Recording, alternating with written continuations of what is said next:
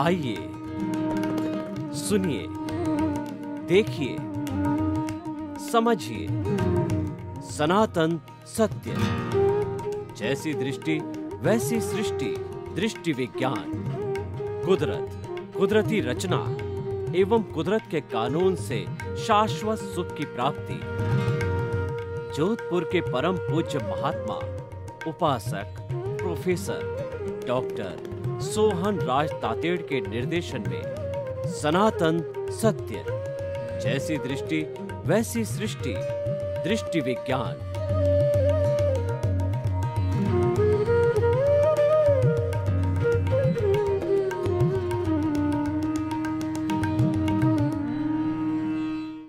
भाई और बहनों, मातृशक्ति को नमन। आज का हमारा विषय है अज्ञा और प्रज्ञा। बहुत सुंदर विषय है। अज्ञा का अर्थ होता है शरीर से जुड़ा हुआ, प्रज्ञा का अर्थ होता है कि आत्मा से जुड़ा हुआ। ये दो अकाउंट है, एक जड़ का अकाउंट है और एक चेतन का अकाउंट है। तो पहले हम जो है जड़ और चेतन की परिभाषा, उनके गुण, उनके लक्षण, उनकी कार्य प्रणाली को समझ लेते हैं।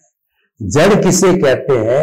जिसमें फीलिंग्स नहीं होती, जो सुख दुख की अनुभूति नहीं करता, जिसमें ग्रोथ नहीं होती और जो गलन मिलन धर्मा है, टूटता है, जुड़ता है, फ्यूजन और कॉम्बिनेशन होता है जिसके अंदर। आज जो है रेत है, कल वो सोना बन गया, परसों अभ्रक बन गया, टिटानियम बन गया, प्लेटिनम बन गया। हमारे वैज्ञानिकों ने कुल 116 भौतिक तत्व जो है ढूंढ निकाले हैं। उनमें ये बदलते रहते हैं, टूटते रहते हैं, जुड़ते रहते हैं, टूटते रहते हैं, जुड़ते रहते हैं। इनके अंदर बदलाव होता रहता है।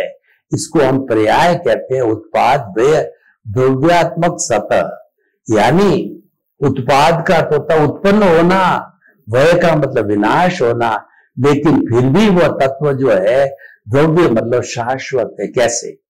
मैं आपको इसके बारे में उदाहरण देना चाहता हूं कि एक महिला के जो है हाथ के अंदर बैंगल्स पहनी हुई है, लंबे समय से वो बैंगल्स जो है पहन रही है, तो ये मानव प्रकृति है कि थोड़ा बहुत चेंज होना चाहिए। तो उसने सोचा कि इस बैंगल को तुड़वा करके मैं नेकलेस बनवा देती हूँ।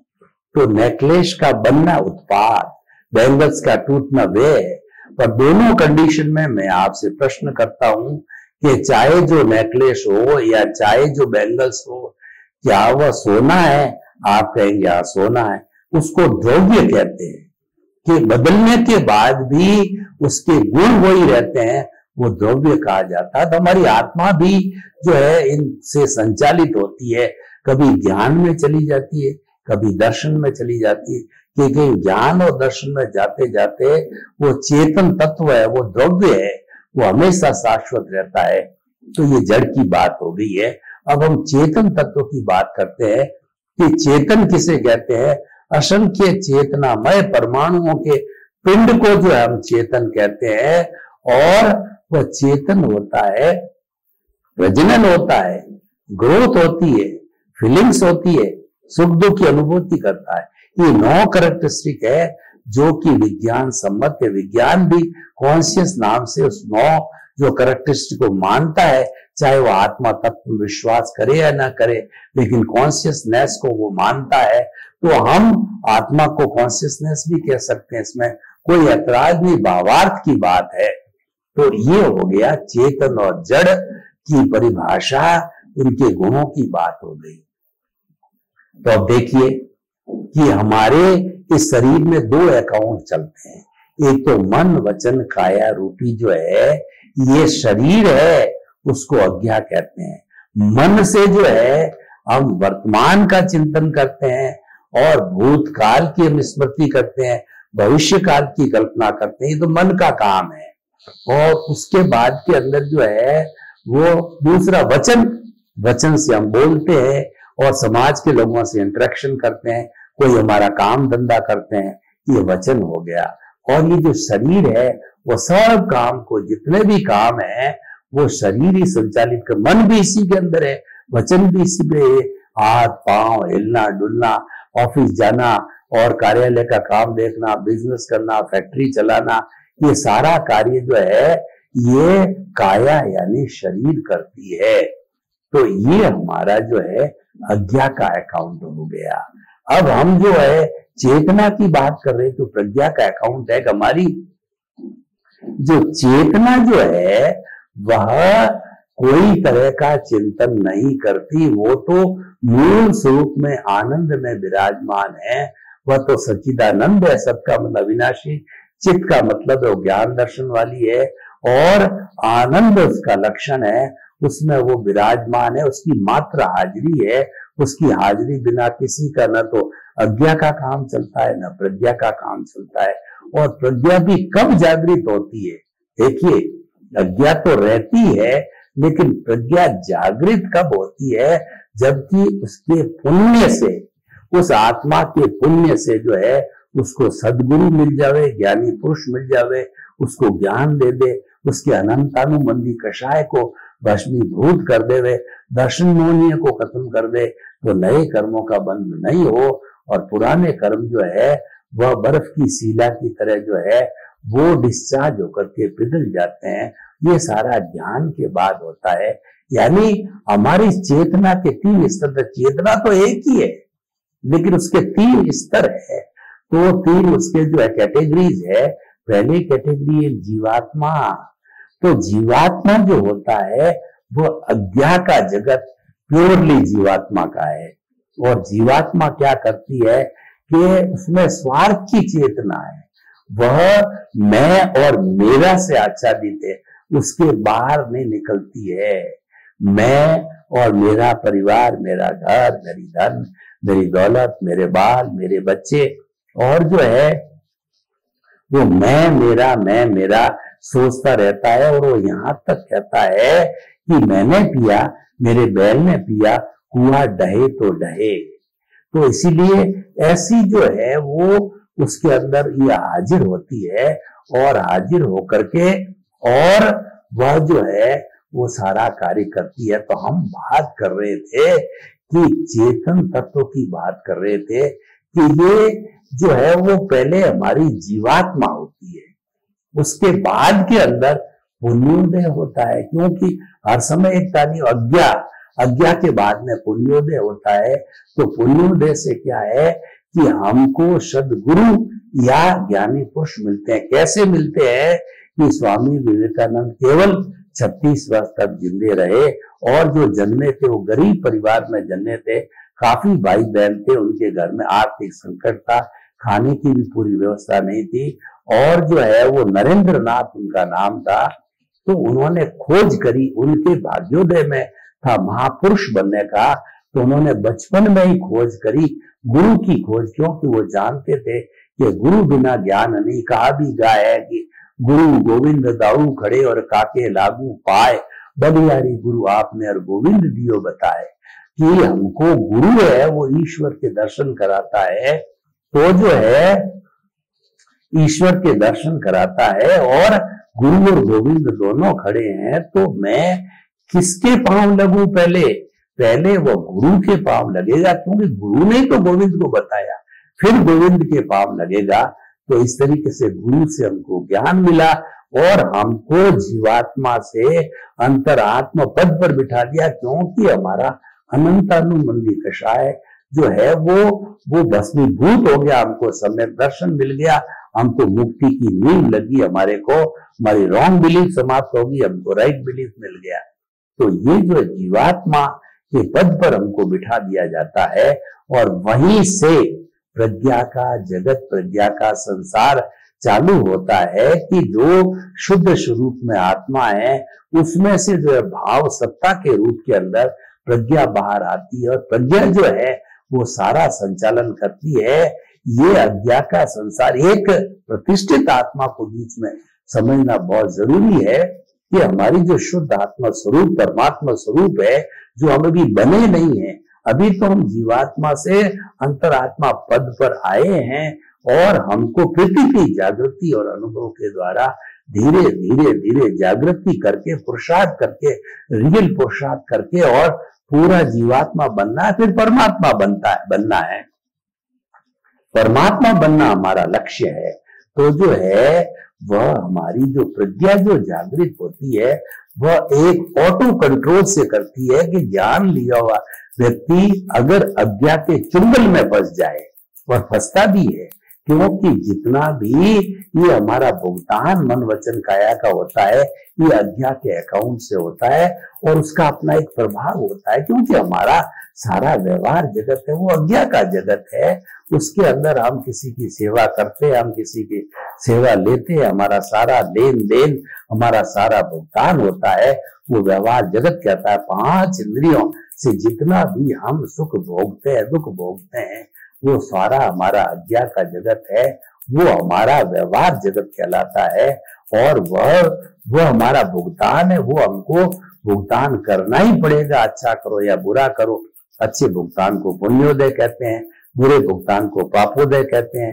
पुण्योदय वाला है अटालिका के अंदर जन्म लेता है, उनको धन दौलत संपत्ति अच्छे माता पिता गाड़ी घोड़े मिलते हैं, और पापोदय वाला होता है जो पापोदय की अज्ञा होती है वो जोगी झोंपड़ी के अंदर जन्म लेते हैं, आपस में कलह होती है, जगह नहीं होती है, आर्थिक संकट होता है, ऊपर से बरसात का पानी टपकता है, मच्छर काटते हैं और वो आपस में लड़ते रहते हैं, दोनों टाइम बराबर भोजन भी नहीं मिलता है, सोने की जगह भी नहीं मिलती है। तो इस तरीके से जो है ये सारा जो है अपना कर्मों का भुगतान है वो सब इस अज्ञा के माध्यम से होता है। लेकिन प्रज्ञा जागृत होने पर देखिए अज्ञा और प्रज्ञा का अब हम जो है लाइन ऑफ डिमार्केशन कर देते हैं कि जितना जितना हमारा मन, उसके हम प्रतिष्ठित आत्मा की बात कर रहे थे, तो प्रतिष्ठित आत्मा ही सब प्रतिष्ठा करती है, पूरे जन्म के अंदर प्रतिष्ठा करके वो चार्ज करती है और इस जन्म के अंदर वही प्रतिष्ठित आत्मा डिस्चार्ज बन जाती है। और वो जो है सारा प्रतिष्ठा करने की जो फैक्ट्री है वो अंतःकरण है, वो मन है, बुद्धि है, चित्त है, अहंकार है। मन क्या करता है कि फोटो निकालता है, जब उसके पास में 4-5 तरह के प्रस्ताव आ जाते हैं तो वो फोटो निकालता है, पैम्पलेट निकालता है। जैसे कभी चुनाव होता है, अलग अलग पार्टियों के पैम्पलेट हमारे सामने आता है तो मन उसी तरह से विकल्प देता है, पहला दूसरा तीसरा चौथा पांच, वो पैम्पलेट्स निकालता है, मन का काम है। और मन है ये सारा काम बुद्धि को दे देता है। बुद्धि जो है एक प्राइम मिनिस्टर का काम करती है, निर्णय का काम करती है, तो वो जितने पैम्पलेट्स आए होते हैं वो स्वयं उस पर निर्णय नहीं लेती, वो सोचती है कि हालांकि है वो प्रधानमंत्री है लेकिन वो सोचती मैं करूं या क्या करूं, क्योंकि उसके पास में वो राष्ट्रपति जितनी पावर नहीं है, तो वो बुद्धि है वो चित्त को दे देती है। तो चित्त क्या करता है, विजुअलाइज करता है।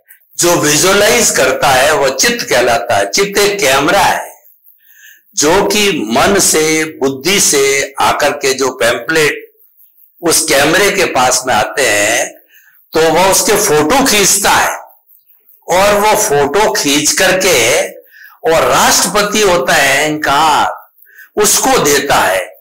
अब 4-5 पैम्पलेट के जो फोटो आए उस पे अहंकार एक पर अपनी सील मार देता है और वो कानून बन जाता है। यानी अहंकार कानून बनाता है, सुख दुख भोगता है वो अहंकार भोगता है, और सारा जो चार्ज करता है डिस्चार्ज करता है सब अहंकार है। तो मन बुद्धि चित्त अहंकार रूपी जो हमारी फैक्ट्री है उसका हेड अहंकार है, तो वह ग्रांट हो जाता है, मान्य हो जाता है और वह काम एग्जीक्यूशन में चला जाता है। तो ये सारा चित्त का वर्णन हो गया। और जो कि हमारी जो प्रोसेसिंग फैक्ट्री जो है वो मन बुद्धि चित्त अहंकार अंतःकरण, वह जो है प्रतिष्ठित आत्मा का भाग होता है और वह चार्ज करने की एक फैक्ट्री है। जिस जन्म में चार्ज करता है दूसरे जन्म में वो डिस्चार्ज होता है और फिर पुनः उसी जन्म में चार्ज होता है, अगले जन्म में डिस्चार्ज होता है। ये सारा कार्य है प्रतिष्ठित आत्मा की। तो हम बात कर रहे थे अज्ञा और प्रज्ञा की, तो अज्ञा के साथ में बुद्धि जुड़ी हुई है और बुद्धि की सीमा शब्दों तक है। बुद्धि हमको संसार में भटकाती है, ये अच्छा है, ये खराब है, I like it, I dislike it, यह मुझे मेरे पास आने दो, इसको मेरे से दूर भगाओ। ये जितना भी जो राग द्वेष का काम होता है, ये सब बुद्धि भटकाती रहती है, संसार में लाभ हानि बताती है। तो बुद्धि के परे हम जाते हैं, तब शब्द समाप्त हो जाते हैं और बुद्धि का जुरिस्डिक्शन समाप्त हो जाता है। फिर प्रज्ञा का जुरिस्डिक्शन चालू होता है। प्रज्ञा हमेशा अच्छे काम कराती है, ये कभी भी गलत काम नहीं कराती है। इसीलिए कहा जाता है प्रज्ञा चक्षु बनो। प्रज्ञा चक्षु का अर्थ होता है भीतर की तीसरी आंख खोलो, समता की आंख खोलो। और गीता में भी कहा गया है कि तुम स्थित प्रज्ञ बनो। स्थित प्रज्ञ का अर्थ होता है कि सुख में, दुख में, मान में, सम्मान में और तिरस्कार के अंदर और सम्मान के अंदर और सर्द में, गर्भ में, हर परिस्थिति में एक से रह करके और आप समता भाव लागा रख करके जो है आप स्थित प्रज्ञ बनो। ये सारा संसार है वह प्रज्ञा का संसार होता है। प्रज्ञा के संसार में there are no words at all, there is only vibrations। और वाइब्रेशंस के अंदर 6 तरह की लेशियाएं होती है। 3 शुभ लेशिया होती है, 3 अशुभ लेशिया होती है। वो हमारी जो है वो कृष्ण नील कापोत, ये तीनों अशुभ लेशियाएं हैं। और ये जो है वो डीप कलर की होती है और शुभ लेशिया होती, ब्राइट कलर की लेशिया होती है, तेजो पद्म शुक्ल लेशिया। तेजो लेशिया जो है वो हमको शांति देती है। पद्म लेशिया हमको जो पीले कलर की होती है, हल्दी जैसा चमकता कलर, और तेजो लेशिया जो है पिंक कलर की होती चमकता हुआ। और जो पद्म लेशिया होती है वो हमको आनंद देती है। शुक्ल लेशिया एकदम चमकता हुआ व्हाइट कलर, वो प्योरिटी की, वो मुक्ति देती है। ऐसे वाइब्रेशंस भीतर दिखते हैं। उस वाइब्रेशन के जगत में चाहे ईसा मसीह जाओ, चाहे जो है वो अपने अल्लाह के प्रतिनिधि जाओ, चाहे जो है जेरूसलम जाओ, चाहे जो जीसस क्राइस्ट जाओ, चाहे गुरु नानक जाओ, राम जाओ, कृष्ण जाओ, महावीर जाओ, कोई भी जाएगा उनको सबको एक सा सत्य दिखाई देगा। इसलिए जितने जितने धर्म के प्रवर्तक है वो प्रज्ञा के जगत में जाकर के सत्य की खोज करके और हमको सत्य परोसते हैं। इसी कारण से सभी धर्मों में समानता नजर आती है कि परहित सरिस धर्म नहीं भाई। हर प्राणी के साथ में अच्छा व्यवहार करो, किसी के साथ में बुरा व्यवहार मत करो। ऐसा ये भीतर से आया है और ये प्रज्ञा के संसार से आया है। प्रज्ञा जोड़ती है, अज्ञा तोड़ती है। प्रज्ञा धर्म के अंदर प्रवृत्त होती है और अज्ञा जो है कई बार धर्म के साथ साथ में अधर्म में भी प्रवृत्त होती है। तो ये हमारा प्रज्ञा का संसार है। और प्रज्ञा का संसार ज्यों ज्यों डेवलप होता जाता है, ज्यों ज्यों हमारा ऊर्ध्वारोहण होता है, और ऊर्ध्वारोहण होते होते हम जो है हमारी अंतिम मंजिल मोक्ष है उसको भी प्राप्त कर सकते हैं। तो अज्ञा और प्रज्ञा के माध्यम से हमने देखा कि अज्ञा केवल जो है हमारी जीवात्मा है, और प्रज्ञा के क्षेत्र में आने के बाद में अंतरात्मा बन के हम परमात्मा बन सकते हैं। एक जो है प्रज्ञा को जागृत करने के लिए एक हमको प्रयोग करना है, वो कुंडलिनी जागरण का प्रयोग है। और ये अंतर यात्रा भी कही जाती है। ये बहुत प्रसिद्ध जो है प्रयोग है। वो हम आपको जो है प्रज्ञा जागृत करने के लिए, प्रज्ञा को सपोर्ट करने के लिए ये कुंडलिनी जागरण का प्रयोग करा रहे हैं। आंखें कोमलता से बंद, और हमारी पीठ जो गर्दन है, रीढ़ की हड्डी की जो गर्दन और रीढ़ की हड्डी एकदम एंटीना की तरह सीधी बनी रहे। अब हम थोड़ा कायोत्सर्ग करेंगे, चित्त को पूरे शरीर में घुमाएंगे, दोनों पैर के अंगूठे से ऊपर की ओर होते हुए हमारे कमर के पोर्शन में लाएंगे, फिर आगे पेट और कमर के माध्यम से गर्दन तक लाएंगे और गर्दन से पूरे सिर में जाएंगे। और ऑटो सजेशन दो कि पूरा शरीर शिथिल हो जाए, शिथिल हो जाए।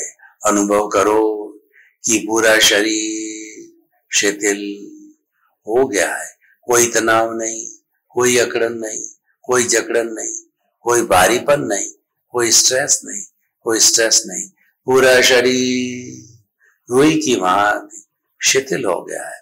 अनुभव कीजिए, मैं मेरे स्थान से 1 फुट ऊपर उठ रहा हूं। अब श्वास को शिथिल कीजिए, दोनों नथुनों के बीच के अंदर चित्त को केंद्रित करिए। लंबा सांस लीजिए, लंबा सांस निकालिए। पेट सांस लेते समय पेट फूलना चाहिए, सांस निकालते समय पेट सिकुड़ना चाहिए। लंबा सांस, और लंबा, और लंबा, गहरा सांस, समतल सांस, ठंडा सांस। सांस शिथिल, शरीर शिथिल। अब हम प्रज्ञा के जागृत के लिए कुंडलिनी जागरण कर रहे हैं।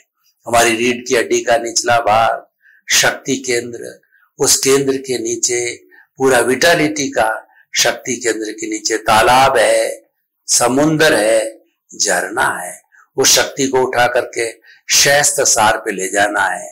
उठाने के लिए हमारी रीढ़ की हड्डी के बीच के अंदर एक सफेद रंग का पतला धागा स्पाइनल कॉर्ड है।